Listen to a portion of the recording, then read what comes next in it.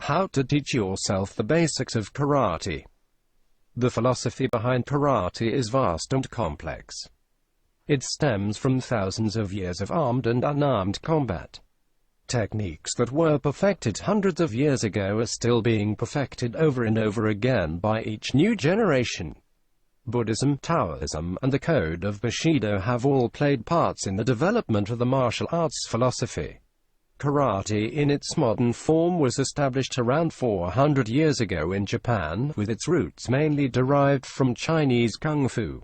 See Step 1 below to start teaching yourself the basics of this art form. Part 1. Getting in the zone. Meditate. 5+ minutes. Clear your mind of all thoughts. Concentrate on breathing in through the nose, out through the mouth. Steady deep breaths and a clear mind will prepare you to learn karate. There is no time limit, but meditating for at least 5 minutes should clear your thoughts enough to allow you to concentrate. And yes, meditating can definitely enhance your fighting skills. Forget school. Forget work. Forget family problems, everything. Visualize them evaporating before your eyes. Once everything is gone, you should see an empty room, and in the center of the empty room, a ball of flame begins growing from the emptiness. This flame of firing strength and energy should represent anything you hope to achieve by training yourself in karate. By the time you're done with your meditation, the room should be entirely engulfed by nothing but the flame. Warm up.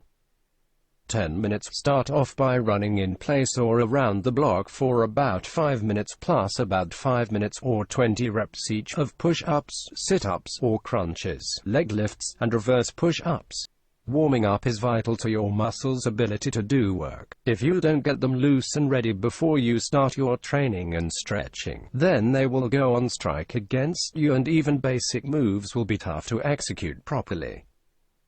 Stretch. 15 minutes. Stretching all major muscle groups first is essential for a loose and limber body. Get a book on stretching if you do not already know what stretching exercises to do. In karate, stretching the legs is crucial to keep yourself injury-free. Stretching comes after warming up. When your muscles have heated up, that's when they'll be most receptive to stretching. When stretching will be the safest and most effective.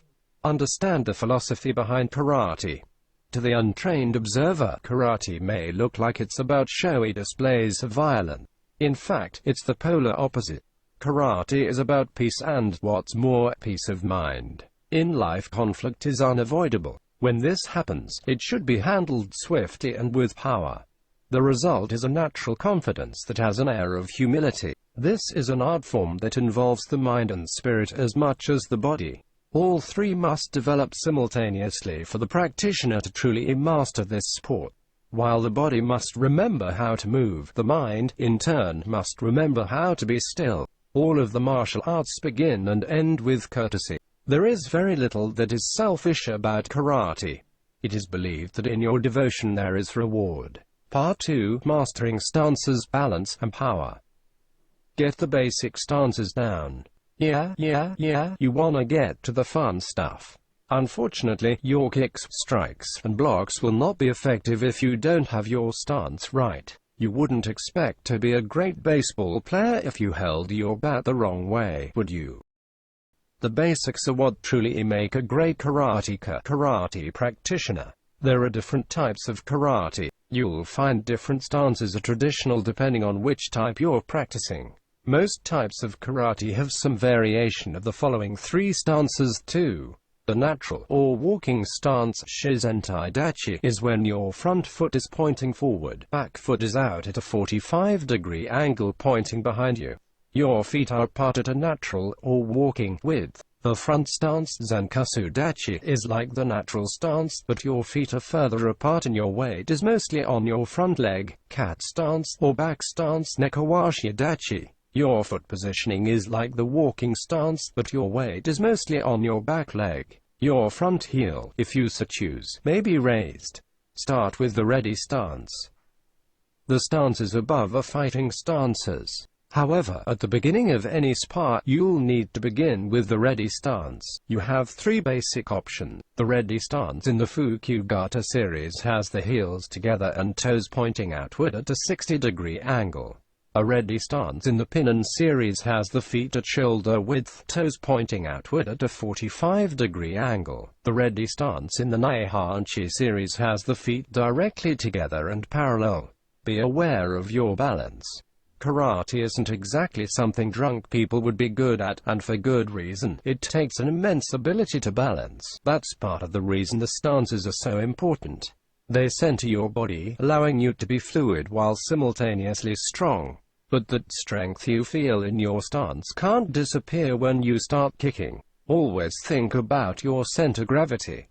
If you spread your feet, you lower it, proving yourself stability and more bang for your attack. But if you lower it too much, you lose mobility and speed. When it comes to balance, there is a happy medium you need to find. While having balance is important, when you start having to defend yourself, you'll need to be able to shift that balance quite quickly as well. If you're in one stance too long, your opponent can easily attack you. Because of this, transitions between stances are important too. Concentrate on your power and speed. There are plenty of people, read gym rats, who lift hundreds and hundreds of pounds but yet would not excel at karate. It is not about muscle, it's about power and speed. The two are highly connected. A longer route to your target will help you develop more speed and thus power. If you use your entire body, you'll have more power behind your attack and necessarily employ more speed. However, think of karate not as being able to move a large object, but being able to move a small object quickly and with detailed precision. Part 3. Mastering the moves. Work on your punching and blocking. 15 minutes. There are a few essential punches you will need to learn to attack effectively. The straight punch, uppercut, knife hand, spear hand, elbow strike, and back fist, namely. Practice them in order and alternate hand. Blocking is just as important. Practice blocking as though these were the punches you were being attacked with. Experiment with combinations and counterattacks. Defend, attack, etc. For the record, your first 2 knuckles are the strongest knuckles on your hand. They can be lined up with your forearm bones, radius and ulnar, to increase strength. The most common mistakes are when people have a crooked fist punch too high punch with the shoulder. Practice kicking. 15 minutes. 10 repetitions of any kick will suffice in strengthening your legs. Focus beyond the target for maximum power, but practice the flow of motion to gain graceful fluidity in your movements. Like a swan, power will follow. There are 5 basic karate kicks. The front snap kick. Basically, think of your foot swinging out in front of you like you're snapping a towel. In natural stance, you draw up your back foot, bend at the knee, and snap, hence the name. Your leg out in front of you and draw it immediately back to where it was. The side snap kick. The same as the front snap kick, only to the side. The side thrust kick. Lift your kicking foot to your opposite knee kick and roll your hip forward. In the snap kicks, your torso stays upright. In thrust kicks, your torso falls more in line with your kicking leg, coming down to power your kicking leg upward.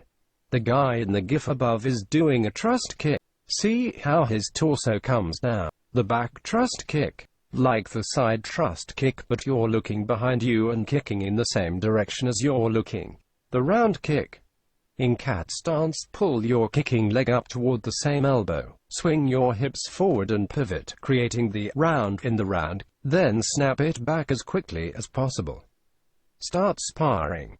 15+ minutes. Find someone to practice with and use all of your techniques to fight them for 15 to 30 minutes. Sparring will help you increase your stamina and ability to throw combinations and defend yourself against multiple attacks and multiple attackers once you've mastered certain blocking and attacking techniques. Practice all kata, literally, practice form over and over. Focus on one kata in particular for that session. Once you have it, you can move on. It's important to focus on lower-level kata as well as higher-level to refine and improve. Be sure to revisit it once you do have it. After you master several, piece them together and work on increasingly difficult combinations as the days progress.